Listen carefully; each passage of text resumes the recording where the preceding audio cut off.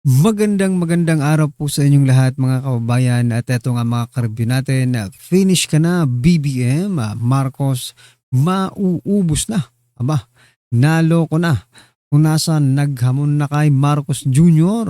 Malapit nang maubos ang mga Marcoses. Aba, yan po ang ating alamin mga kababayan sa video ito, pero bago po natin simulan yan, palike naman po ng video ito, malaking tulong po yan. Maraming salamat po mga kababayan. At eto na nga, pasadahan na po natin to. Pasok. Kung umabot na naman tayo ng 2028 at hindi nagamot itong palalim na sugat politika, di ko walang katapusan na naman na habulan. At the expense of public interest. Diba? Kung sinaktan mo yung mga nasa opposition ngayon, nagtatakutan na eh. Di pag-upo nila, sila naman, ubos na naman kayo. Di ba? O, di 6 years to prepare naman. Di ba? O, di habulan ang habulan. Can you imagine pag may, ano ang pillars ng national security? Yung tinuturo sa amin, political unity. Magdebate kayo. Sige, magtaasan kayo ng boses. Pero pag binag-usapan yung bansa, yung public interest, yung national security, may closer ranks kayo. Kung bibigyan po kayo ng pagkakataon na makausap ang ating presidente na si Pangulong Marcos, ano po ang sasabihin niyo sa kanya? Nako, tunguin na. Hindi ko maisip yan, pero tinanong mo. Attorney Ferdy, ito na conversation sa amin. Before the elections, di ba nag-propose tayo na pag-upo ng bagong presidente, yung mga buhay na presidente, di bali, kahit na may naghahang na, ipunin mo sa isang kwarto, walang camera, walang mic. Yes. Pag-usapan nila yung bansa, yung future nung pinaka-importanting yaman natin. Yung mga anak natin, our next generation of citizens and leaders. Ang tawag sa US noon, Council of State. Walang camera. Paglabas nila, joint press statement. Di ba? Nag-usap kami nung bagong upo, ito walang politika, ito ang suggestion namin na gawin niya. Walang nakinig. Isa lang na presidente. Hindi ko na rin babanggitin yung pangalan. Baka, alam mo na, baka akalain Kung ginawa nila yan before elections, ngayon baka hindi ganito ang political tension. Nakakalungkot lang.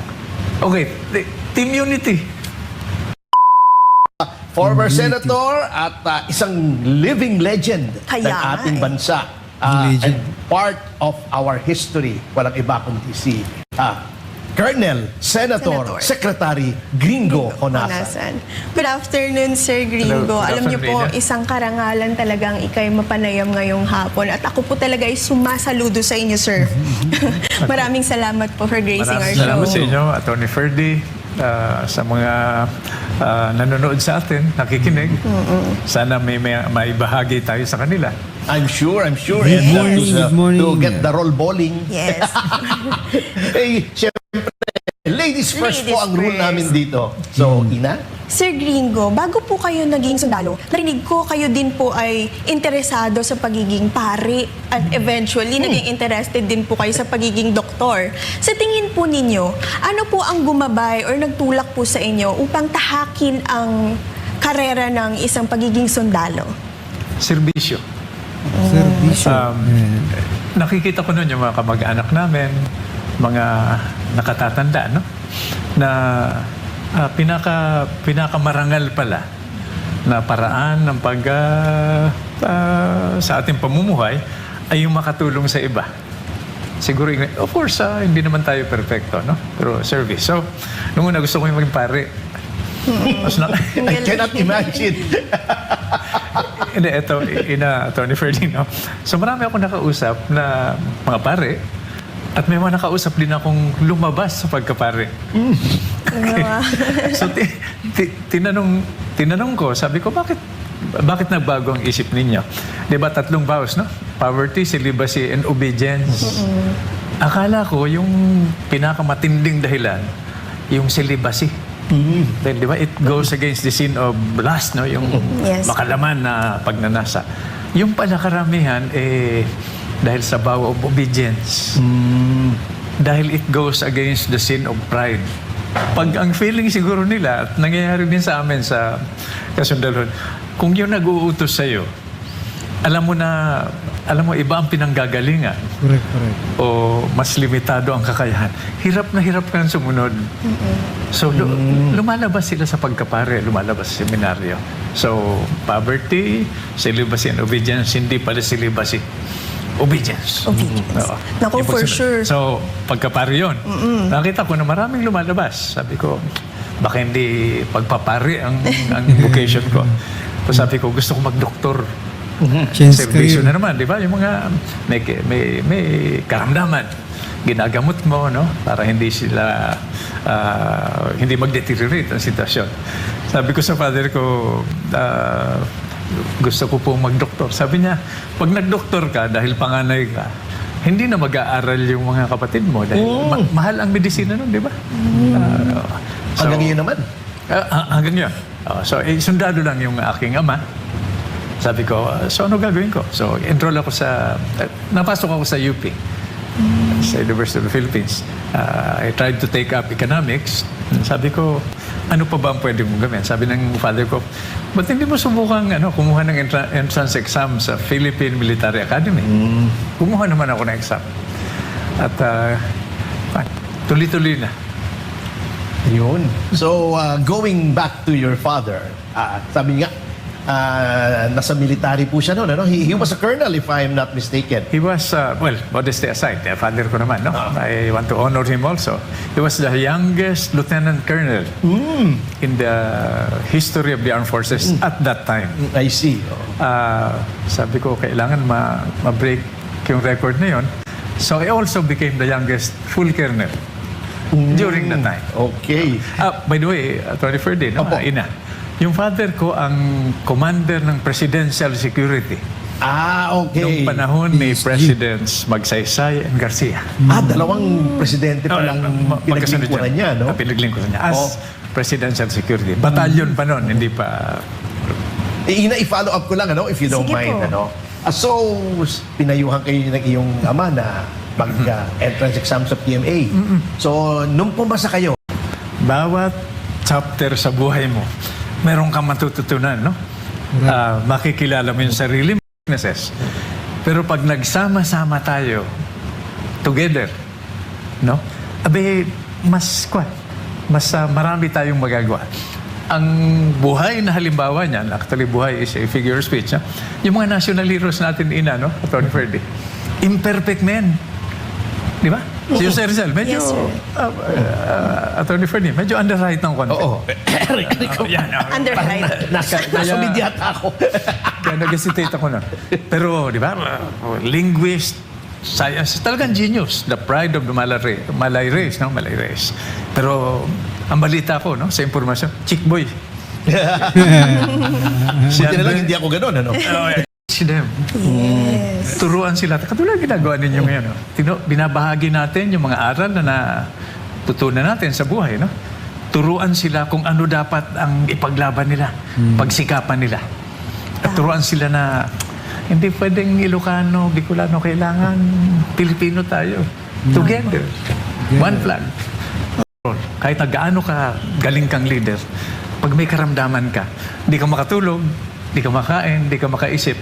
Di ba? Paano kung addictus, di ba? Yung leader natin, for example lang, ay addictus. O, di ka makakain, di ka makatulog, di ka makapag-isip ng maayos, di ba? Hindi ka makapagtrabaho. So, paano mo gagampanan yung tungkulin mo? Oo. Kami naman, mga sundalo kami noon. Imagine mo, Atty. Ferdy, no, ina. Kaharap namin yung mga rebelde, mga kriminal na sinasabing may pinaglalaban, no? Okay lang na masaktan, minsan masawi, mamatay, no? Yung rebelde at yung sundalo, no? Ganun, no? Pero ang hindi katanggap-tanggap sa amin noon ay pag ang nasasaktan, nalalagay sa alanganin yung buhay, yung kalayaan, yung ari-arian, yung mga inosenteng sibilyan. But him, half of my life. Hindi rin naman siya perfect. Now, he has passed away. We might be looking at us now, no? Mainit din ang ulo. Napakagaling na hindi lamang abogado kundi leader. Mahirap mahalin.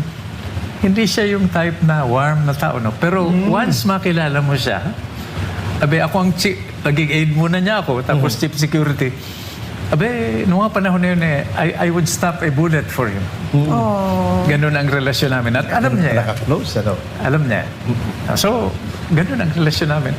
Mas matindi pa ka sa biological father ko. Talaga. Pero siyempre, he also was my father figure. My father passed away when he was 61 years old. So siya ang pumalit sa aking pananaw. Naiyak Nabanggit naman. niyo yung Ram Senator, ano? Di ba ang motto nyo, correct me if I'm wrong, ano, is our dreams will never die. Tama po ba? Yes, pwede ko susugin, no? Opo. Siguro itatanong mo ito ni saan ba nanggaling yung Ordeal Sila Verday? Naalala mo yung animation na cartoon na movie na Land Before Time, yung nga dinosaur?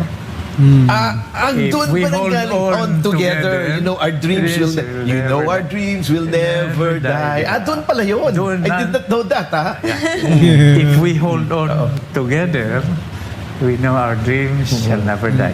Yun ang naging theme ng Reform the Armed Forces Movement. At bakit ka mo Reform the Armed Forces Movement? Inuunahan ko na kayo, no? Opo. Paano mo i-reform yung pamahalaan kung hindi mo muna i-reforma yung sarili mo? So sabi namin no, may core group, kahit na nasan ka, assign, sundalo ka, basta't mahal mo yung bayan, pinaglilingkuran mo yung taong bayan, you are the armed forces of the state and of the people, sa ayaw at gusto mo, member ka ng Reform the Armed Forces Movement. So, as Senator, follow up lang, ano? Anong dreams ninyo? Gawin natin sa pinag-usapan natin yung isang buhay, tabi na lahat. Life, liberty, and property. Ngayon, idadagdag ko lang, Atty. Ferdy, mas Opo, familiar ka rito, no? Manghiram tayo dun sa Western tradition. Life, liberty, property, and the pursuit of happiness. Ano ang silbi ng buhay? Kalayaan at ari-arian kung hindi ka masaya. Mag-iinit pa rin yung ulo mo, di ba? Kung hindi ka happy. Yun. O nga, no? Tama. Wow. Makes sense. Anyway, Ina, anong mas matinding impact sa inyo? Tinamaan kayo ng bala o tinamaan kayo kay Miss Jane Umali? Mas mabigat yun. Isang rim ng sigarilyo. Hindi ako naninigarilyo para kunin yung palara. Yung cellophane na balot. Okay. Dahil sa palengke, walang mga flower arrangement to, no? Pambalot dun sa bouquet. Pinuntahan ko sa Red Cross Cabanatuan at yan. Wow. Tapos, it includes not only your wife, but your children, your grandchildren. Hindi, masangsang ang amoy ng first name mo eh. I-glamorize natin, gawin natin gringo. And Hindi nalilimutan, yung nag-skydive kayo nang may kasamang ahas. Hala. So, ano pang storya behind that? At curious po. Okay. Nung assigned ako sa Isabela, sa Sierra Madres, with one Special Forces team, dahil dinaalan ninyo, I don't know, Ina, baka, yung Karagatan, arms landing, sa Digoyo Point. MV Karagatan. Pinadala doon yung may sundalo, may mga kaklase akong pinadala. Pinadala kami para hanapin yung rota na pinagdaanan ng nilanding na armas. Kano nandun ako, 11 lang kami. So, pag walang patrolya, hindi kami out in the field, no? Looking for, trying to gather the information. Siyempre, kami-kami lang. So, naghanap kami ng paraan. Puro kami lalaki. Kaya, naghanap kami ng paraan para aliwin yung sarili namin. Ang early warning system namin noon, mga pato at mga manok. Di ba? Famous ang palanan, Isabela, for fighting cocks. Pag nagtilaukan yun, ibig sabihin may tao na hindi friendly. Unidentified. So nagtilaukan, gabi. So hanap kami, gapang, may armas. Nakita namin, ginagapang yung mga manok namin ng isang sawa. Yeah. Yung sawa, hindi yan poisonous. So sabi ng mga tao ko, Sir, alagaan na rin ninyo. So inalagaan ko. Pinapakain ko, gano'n lahat. Nasa bulsa ko palagi. Doon nagsimula yun. Ayun. So people, kung sino mga batang opisyal ang sumama dito sa people power natin, bigla akong hinatak, binungad yung mukha ko dun sa Talaga. 8,000 flash bulbs. Pop. Hindi pa nun uso yung cellphone. Oo.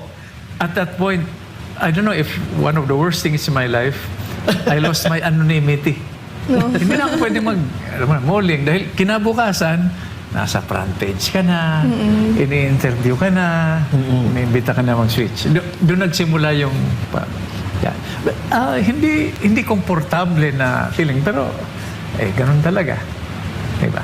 Well, as they say, the rest is Cardinal sin. Kayo kung ano ang papilin nyo, para ayusin mo na yung institutions. Yun nga, Attorney Ferdy, ang what if, ha?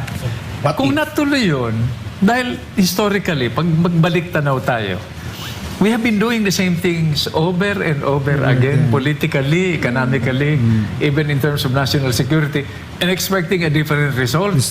Di ba may tawag doon, Attorney Ferdy? Stupidity. Or stupidity.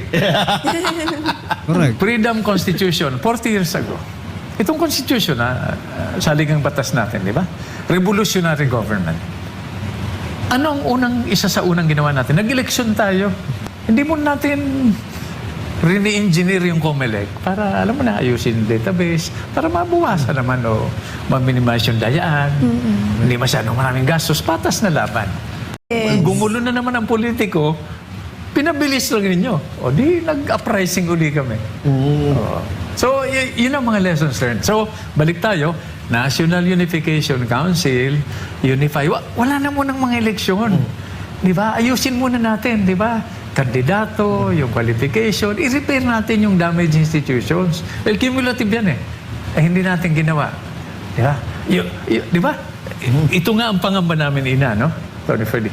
Sorry baka naman nasusobra na. Hindi, go ahead po, go ahead. We're all ears. Yes, Di ba? po.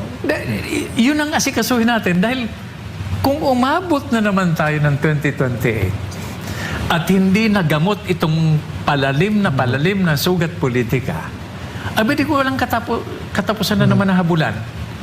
At the expense of public interest. Diba? Kung sinaktan mo yung mga nasa opposition ngayon, nagtatakutan O di pag-upo nila, sila naman, ubos na naman kayo. Diba? O di 6 years Ganun talaga ang mangyayari dyan. Parang gantihan na lang to mga kababayan, no? Kasi sobrang sakit po ng ginagawa nila ngayon sa opposition, di ba? Syempre, kung ikaw naman ang opposition at kayo naman ang makaupo sa susunod na panahon, ano bang gagawin mo, di ba? Except sa magserbisyo sa taong bayan, di ba? Syempre, papakita nyo rin. Eto kami. Eto yung ginigipit ninyo dati. Kami naman ang manggigipit ngayon. Parang ganun ang gusto mong sabihin dito. At may point naman po dito si former Senator Gringo Honasan, mga kababayan. No? Baka ang kalabasan nito ay maggantihan na lang, mga kababayan. to prepare naman. So ang kawawa dito, yung taong bayan. Diba? Diba? O di, habulan ang habulan. Can you imagine pag may, ano ang pillars ng national security? Yung tinuturo sa amin, political unity. Magdebate kayo. Sige, magtaasan kayo ng boses. Pero pag binag-usapan yung bansa, yung public interest, yung national security, may closer ranks kayo. Correct. Diba? Social cohesion. Hindi tayo Ilocano, Bicolano, Bisaya, Ilonggo, Muslim. Yeah? Yes. Pilipino tayo. Pilipino Diba sa abroad? tayo. Tiga saan ka ba? Oh, I'm from the Philippines. Where in the Philippines are you from? Yeah. I'm from Ilocos. I'm from Bicol. Diba? Hindi yung Pilipino. You're a Filipino. Yeah, may kwan tayo. Anyway. Very discrepancy. patriotic talaga to si Sir Gringo. Kaya ako saludo po sa inyo. Makes sense, ano? Oo, tama. Hindi, ito pa. Ito okay. Go ahead, Sige po, go ahead. sir. Baka bumaba rating nyo. Hindi, sir. We are learning po. Tingnan mo yung mapa, Tony Ferdy. Yes. No? Tayo may hawak ng traffic light. Lahat ng barko at aeroplano dumadaan sa teritoryo natin. Totoo yan. So yung source ng leverage natin globally is our archipelago. Tayo ang sentro. Di ba? 3 choke points. Honshu, Japan, Basi Strait between Taiwan and Northern Luzon at Palawan. 3 choke point, no? 2 hawak natin. Hindi natin sinisigil ng RFID. Oo nga. Yun din ang balakin, yung geographing yun, ang balakin, sa pagiging Pilipino natin. Di ba? Archipelago, sinadya ito ng mga colonizer natin. I become very passionate about this. Di ba? I-centralize mo yung political and economic power sa Imperial Manila. To to manage an underpopulated archipelago of 7,491 islands. Diba? Sinadya. Every 50 years, nagdodoble ang population natin. Totoo po. Sayang. Nanghinayang, nakakapanghinayang. Our problems are economic in nature, food, clothing, shelter, health, data. Hindi yung marites, ha? Di ba? Food, clothing, shelter, di ba? Yun ang tunay ng mga problema natin. Correct. Yun ang kailangan. Grabe, no? Basic Napakadami needs. niyo pong plano para sa ating bansa. Nakikita ko talaga natin. You truly care. Ito dapat, Atty. Ferdy, ang national conversation. Yes. Hindi, kaya lang, bago natin masagot yun, para mag-refocus tayo, di ba? Kuwan nga, reset. Sa computer, di ba? Pag medyo polluted na yung Totoo po yun. repress mode, delete all. Correct. Di ba? Reset. Format. Our problems are economic in nature, but the first steps must be political. Yes. Pati-pati muna tayo. Grabe yung kalaban. Speaking po of national conversation, kung bibigyan po kayo ng pagkakataon na makausap ang ating presidente na si Yan. Pangulong Marcos, ano po ang sasabihin niyo sa kanya? Nako, tunguin na. Hindi ko maisip yan, pero tinanong mo. Atty. Ferdy, ito na conversation sa amin. Before the elections, di ba nag-propose tayo na pag-upo ng bagong presidente, yung mga buhay na presidente, di bali, kahit na may naghahang na, ipunin mo sa isang kwarto, walang camera, walang mic. Yes. Pag-usapan nila yung bansa, yung future nung pinaka-importanting yaman natin. Yung mga anak natin, our next generation of citizens and leaders. Ang tawag sa US noon, Council of State. Council of State. Ayan. Walang camera. Paglabas nila, joint press statement. Di ba? Nag-usap kami nung bagong upo, ito walang politika, ito ang suggestion namin na gawin niya. Walang nakinig. Isa lang na presidente. Hindi ko na rin babanggitin yung pangalan. Baka, alam mo na, baka akalain yeah. Kung ginawa nila yan before elections, ngayon baka hindi ganito ang political tension. Nakakalungkot lang. Okay, team unity. Team unit. Abay, anong team unity? Anyway. Team budol. Yan lang. Budol talaga to. Baka Napakaganda ng grasp nyo sa ating problema. Opo. Ako, I'm speaking from the... Sundalo lang talaga ako. Hindi ako komportable sa politika. Naligaw But Senator, you made a very big jump from being a soldier. Naging senador kayo. You decided to run for the Senate. And in fact, kayo yung, you're the only independent candidate First after independent. martial law to have run Again, and bakit? won. Paano, susugin na naman natin. Paano ako napadpad sa politika? After 86, 87, 89, di ba? Ilang uprisings, di ba? So, nag-offer si President Ramos. Pinahanap ako kay, naalala niyo si Chairperson Heidi Yorak ng National Unification Yes, Committee. yung Okay. magulo buhok, ano? Ayun. Pero paisting. Yung tradisyon ninyo, hinanap ako. So nagkita kami sa safe house. Fugitive ako nun eh. Really? Yes, kasama ang patong sa ulo ko nun eh. Wala sa kalingkingan yung patong sa ulo ni Bonifacio. So hinanap ako. Alam mo unang sabi sa akin ni Chairperson Heidi Yorak, Colonel, I'm glad to meet you.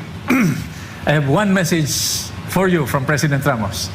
Alam mo sabi sa akin, Ina, you have to stop unsuccessfully trying to overthrow the government. Dahil tuwing sasablay kayo, di ba parang gumigewang yung ekonomiya natin. So, pasok kami. Okay, anyway, going to elections. And follow up ko lang, and then you were granted amnesty.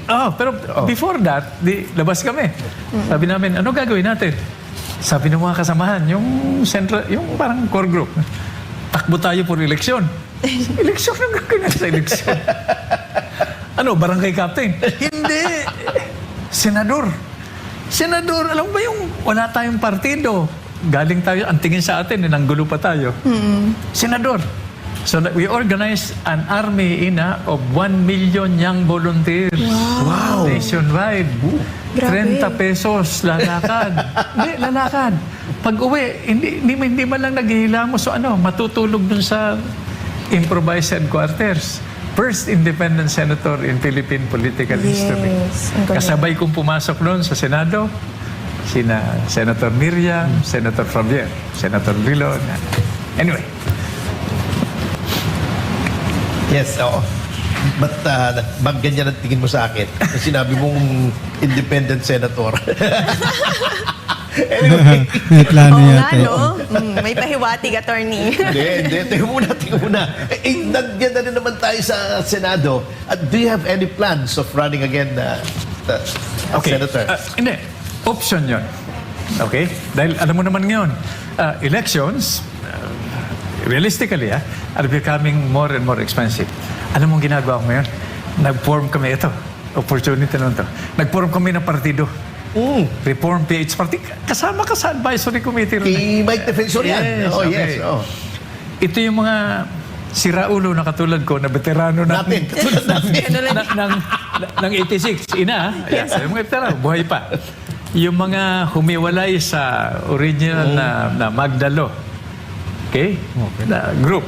Okay, ito pag hindi Magdalo, kasi pag Magdalo kasi mga kabayan, isa lang ang iisipin ng tao, di ba? Si Trillanes po yan di ba? Pero kung humiwalay sila sa Magdalo, let's see mga kabayan. So, veterano to ng, di ba, yung humiwalay. We reached out to the Revolutionary Left, yung Alex Bongcayao Brigade. Yun. Kasama na sa Reform Party. Opo. And then we reached out to our Muslim brothers, yung armed component nila. So ito, inipo namin, Attorney Ferdy, no? Ibig sabihin, ang plataforma namin, pwede ba kaming lumahok sa patas na laban na hindi paramihan ng pera, walang sapilitan?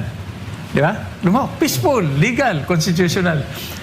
Kung ayaw ninyo, kami yung pinakamadaling kausap. Oo nga. Ako, teka muna. Pero baka magka-problema kayo sa programa ninyo. Kami ang pinakamadaling kausap dahil galing na kami dyan. Di ba? Ano ba gusto nyo? Balik na naman kami? Oh, yan. Yun ang plataforma namin. So, going back to your question, we're considering it. Pero ang focus ko ngayon, no, ang daming bata na nag-iingay ngayon. Totoo po. Ang marami, yung new generation. Ang lalakas sa loob.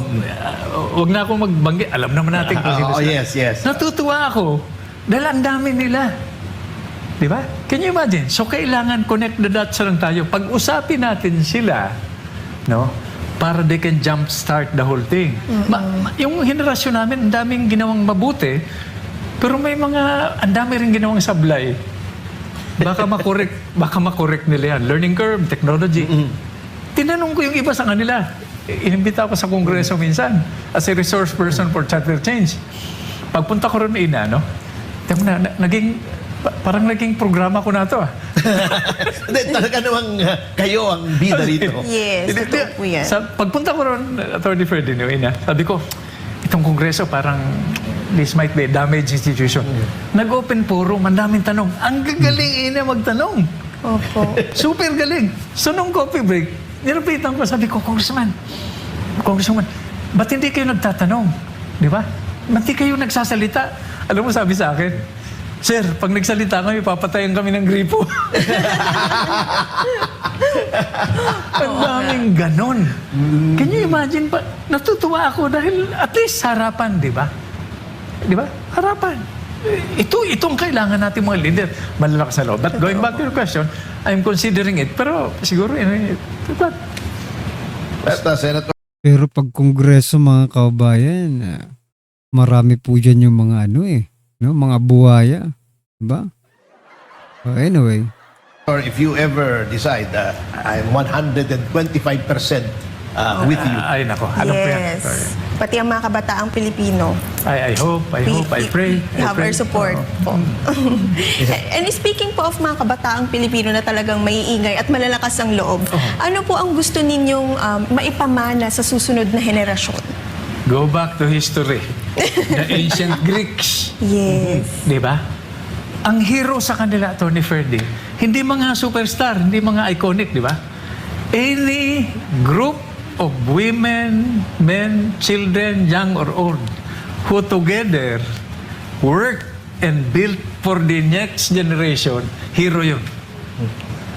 Pag may namamatay at nililibing, Hindi man tinatanong, ano ba ginawa nito? Ano, sikat ba to? Ano ba, di ba?